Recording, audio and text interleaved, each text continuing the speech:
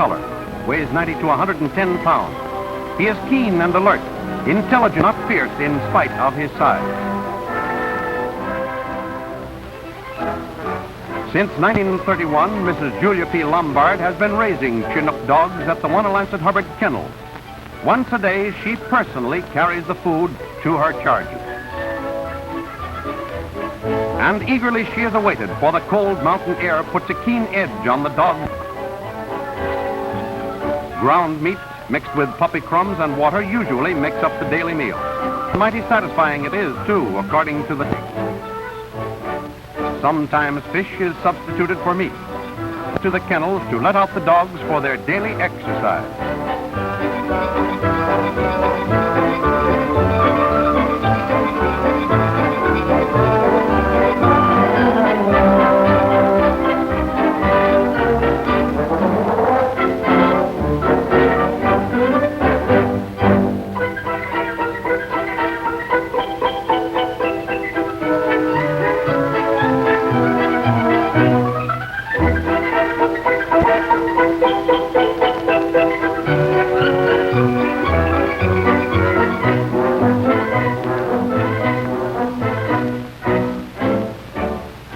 A litter of puppies.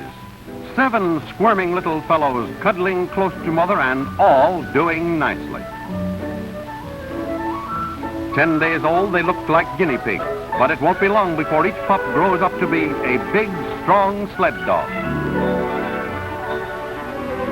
And now mother leads her puppies out into the fresh air and sunshine. They are nearly a month old and can walk pretty steadily, although their hind legs are still a bit wobbly. Somewhat skeptical of the snow at first, its softness soon pleases them. A warm little coat of fluffy fur keeps out the chill and makes playing in the snow lots of fun. Of course, it makes a fella hungry, too, and there's nothing like dipping into a dish of hot soup on a cold day. And now, exactly 53 days old, the puppies are growing up. They are more alert, more playful, but still keep pretty close to mother. Still become a little scared when she tries to teach them to be on their own.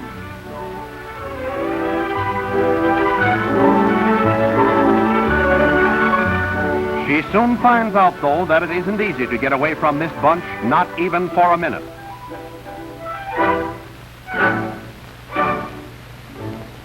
When the dogs are about a year old, their training begins. At first, a jerk line is used to teach them to come when called. But soon he dashes toward the trainer at the command of one word, come, without the aid of any line. And now a harness is put on the dogs, and they are hitched to a sled for the first time. At the call yake or go, they are pulled along the road to demonstrate what the word means.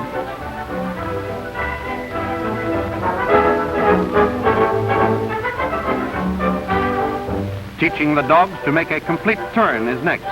The cry, haw, come in, means turn on the left. Gee, come in, on the right.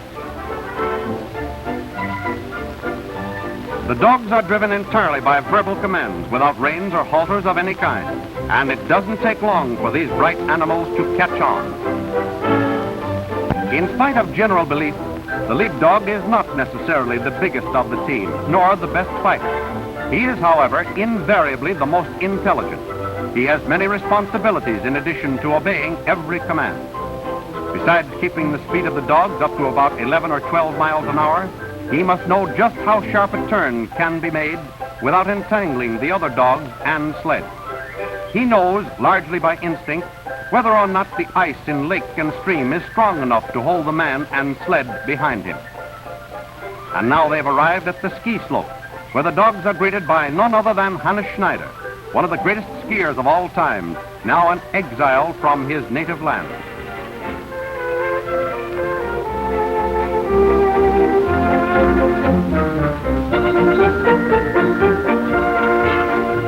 The sled dogs are frequent visitors to the inns of New England in winter. Of course, these friendly animals are a great favorite among the guests, who admire them for their handsome appearance and affectionate disposition.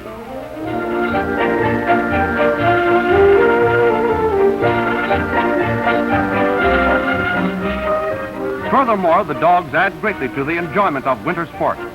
For a fast ride in a cozy sled over the frozen hills is a great thrill, as you may well imagine. With nerves a-tingle, they're off.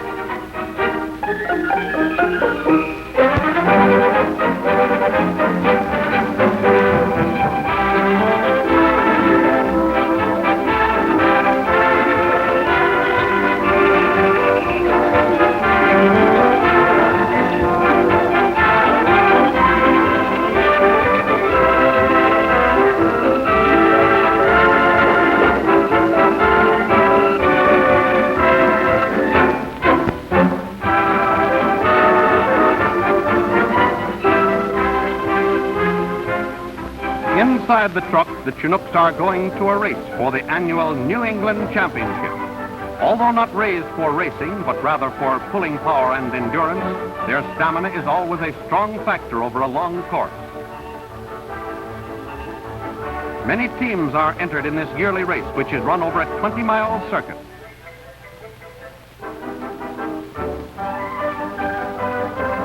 They take off at 3-minute intervals, and the team making the run in the shortest elapsed time is the winner. Some entries come from 200 miles away. Some drivers are young women who are expert in handling these racers that are raring to go. At the signal, she's off with the wind, off with her huskies as they churn up the snow with their flying feet. The villagers and guests from the neighboring towns take keen interest in the race. Standing at carefully chosen vantage points, they cheer on their favorite team.